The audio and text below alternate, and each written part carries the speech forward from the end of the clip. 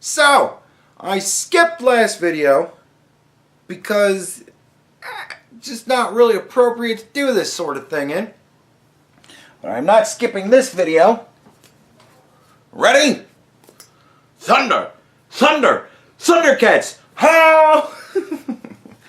This is the first sword that I ever purchased myself. Right? This is a nice little long sword here. Right? Yeah. I bought this my senior year in high school. We went on a trip to Disney, Florida, whatever the fuck that is. I never know the difference between Disney World and Disneyland. Whatever the fucking Disney, Florida. That's where we went. This was hanging on a wall in a shop inside Cinderella's castle. And I said, that's awesome. And I think it was like $80, which is pretty pricey for what this is, but Disney markup, you know, is like generally 3,000%, so here we go. So I bought this at Disney, Florida. This is the first sword that I ever purchased for myself. It was a lot of fun getting it on the bus to go back home. The teacher didn't necessarily like it, but my senior year in high school, I was 18. So that was a really fun trip for me. We went on a cruise for 3 days to the Bahamas, and I was 18 in international waters. So I could drink. Legally, I could drink. And, yeah, that was a fun trip. And then we went to Disney and Universal, and I bought this at Disney. I have other stories from that trip that I'm not really going to go into right now because I'm really, but sometime one of you has to remind me to tell the story of that trip because that was an interesting trip. But anyways, so yeah, this was the first sword that I bought myself. Like I said, like there's not really a whole hell of a lot to perform. I don't have a shit ton of stories to go with these. I bought this at Disney. So yeah. From here on out, I don't know when I bought any of these swords or what, for what reason. I have really very few stories to go with any of the rest of my swords. So from here on out, if you guys want me to continue to do this, it's just going to be, here's another sword I bought, and I'll kind of explain what it is, what's special about it, what's neat about it, and so on and so forth. And yeah, that'll pretty much be what this turns into. But so there you go, longsword.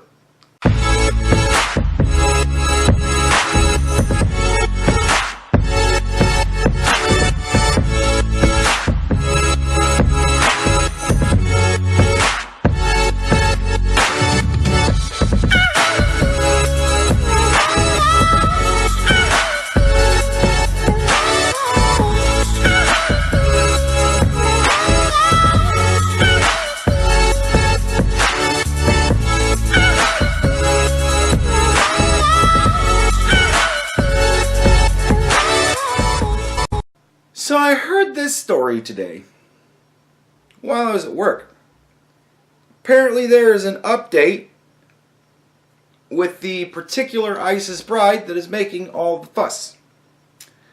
She is suing the administration. She says she's a citizen. The administration says you're not a citizen. Both sides have documentation to that effect or whatever. I don't know. Apparently, there's a thing wherein with your words and or actions, you can actually relinquish citizenship. Or you could be found as to have relinquished your citizenship through your words or actions. And I would say that leaving the country to go and join a terrorist organization abroad that is opposed to this country, and then getting on social media and encouraging people in this country to get in their cars and run over people in this country, I would say that's a pretty fair fucking argument for you gave up your citizenship.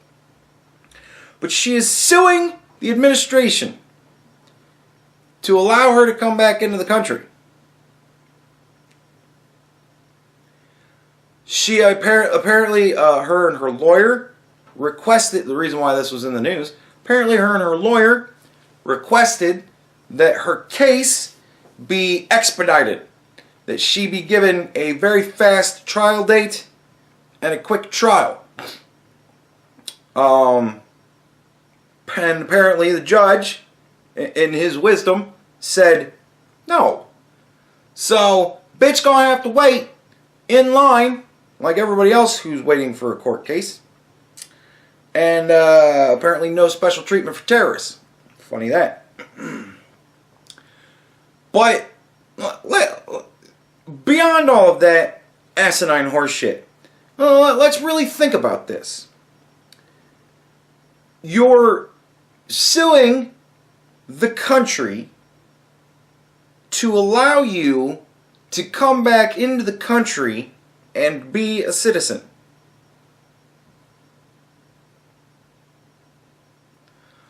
On the face of it, that sounds fucking stupid. What do you think's going to happen then? Let's just say she wins, right?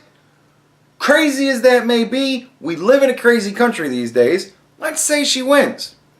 So what then? Where's she going to live? Where she isn't going to be hated utterly by all of her neighbors. With an ISIS sleeper cell, I hear you saying? With more of her people that may be in this country, I hear? Really? You think that bitch isn't going to be surveilled everywhere she goes and everyone she talks to? If you're an ISIS sleeper in this country, you're not going to want to hang out with her. She's going to blow your cover. Because they're going to immediately start looking into you. Why is she talking to this person? That's interesting. Who's this person?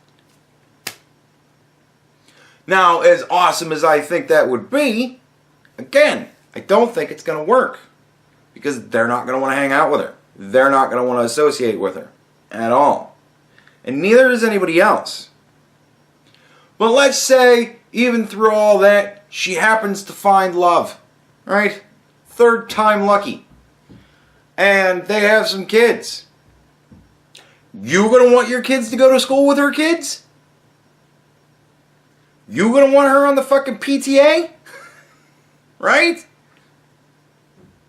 You think her kid's going to have a great time in school? Beat up for being a terrorist every day? Son of a terrorist, they're going to call him? You think that shit's not going to go noticed?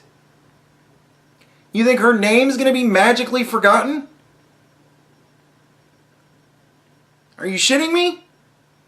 If she wins this case, it is going to be worldwide news. And it's going to be something that honestly I think through the course of this case, everybody's going to be talking about. Her name is going to be said to every person who turns on the news in any way or even passes it by 5 million times. What life is she going to have here if she wins? Not a good one, I'm betting. So it must ask the question, what then is the goal? Either she's stupid, so stupid as to realize that this is going to be the case, or there's a plan involved. And I'm kind of scared as to what that might be. Now, if everything goes great, everything goes fantastic, you know, she wins the case, and all of us Americans, like we are so wont to do all the time, we say, well, you won, the law went out in your favor, come here, sister, welcome back home. Well, let's just say that's the case, and everything goes fantastic. Is she going to do anything of great benefit for this country? Nah, she's probably just going to be a citizen. like every other citizen, just doing her shit and paying her taxes and keeping herself, keeping her nose clean, right? Keeping to herself, doing her thing. Fantastic. That's best case scenario, I think.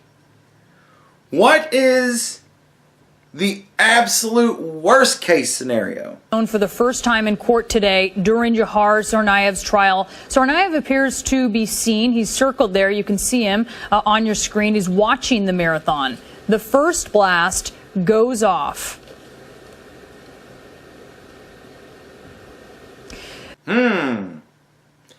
What is the absolute middling worst case scenario? Shortly after 3 p.m., authorities say Saipov drove a pickup truck rented at a Home Depot in New Jersey onto a bike path along Manhattan's busy West Side Highway. He drove nearly a mile from Houston Street to Chambers Street, running over cyclists and pedestrians along the way.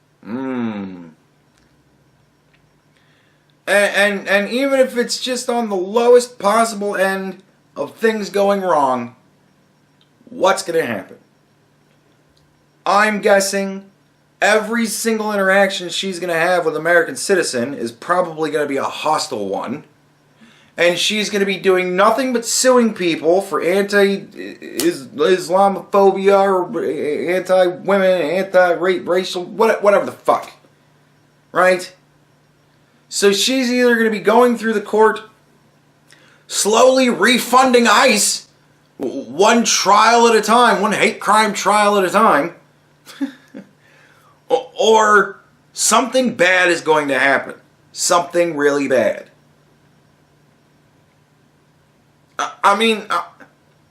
Yeah, it's possible. Everything could go fine. But I don't think so. And I don't think it's a stretch to say that her return, or whatever, is probably going to go over like a fucking fart in an elevator. People are going to be pissed. People in her hometown are going to be pissed. And this country still has a lot of crazy people in it that we don't know about. I don't see this ending well. So, if they actually do rule in her favor, I'm going to be amazed. And if she actually does come to this country, man, I think everybody who's rooting for her has a big I told you so coming their way.